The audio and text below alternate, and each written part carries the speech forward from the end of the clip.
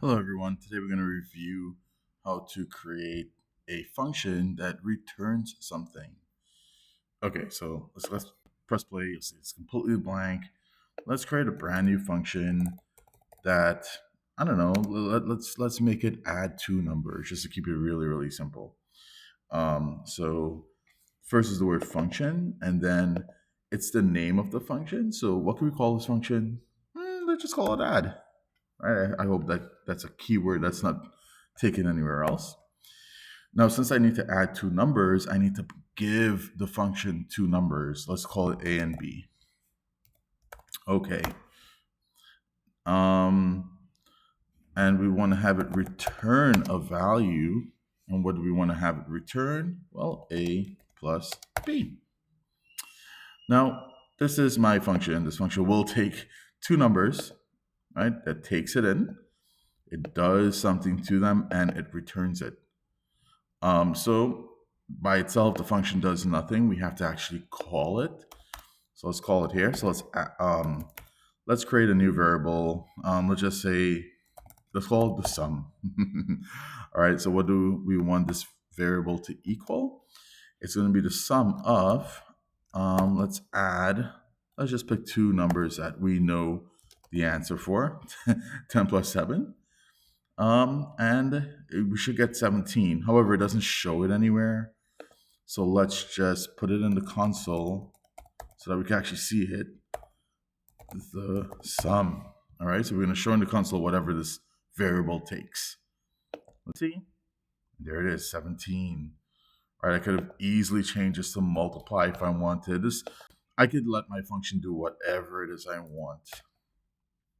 So this was just a quick review of how to use return to do something. Let's see. Can you create a brand new function to help you? I don't know. What could we create a function to do? Check to see if a number is larger than another number. Right now, these are really simple functions. And you may think, hey, why do I need to do this? I can do this right inside of here. That's true. But by creating a function, you could use this anywhere else, maybe in a different program, right? And it probably wouldn't do something this simple. It'll do something a little bit more complicated. All right, so let's do that. Let's create a new function to test to see if one number is bigger than the other one. So function, right? That's how you start writing the function. What do you think we could call this function? How about compare? What do we want to compare? Well, let's compare two numbers, A and B. Okay. And we want to, well, this one will need a little if statement. If A is more than B, then let's return true. Oops, I forgot to put the word return in there. All right, so return true. So if A is not more than B, well, we will have to return false in that case. All right.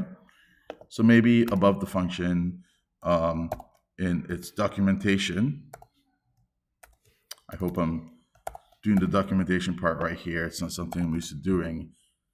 We could say that this function checks to see